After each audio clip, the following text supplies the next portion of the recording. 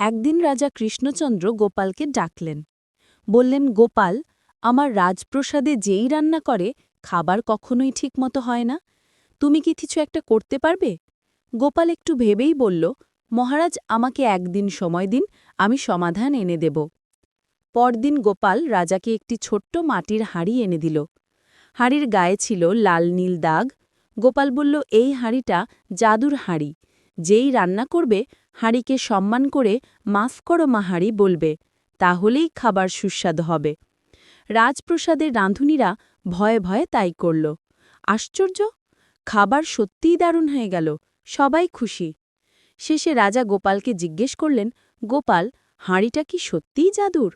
গোপাল হেসে বলল, মহারাজ, জাদু হাঁড়িতে নয়, মানুষ যত্ন করলে আর সম্মান দিলে সব কাজেই ভালো ফল পাওয়া যায়।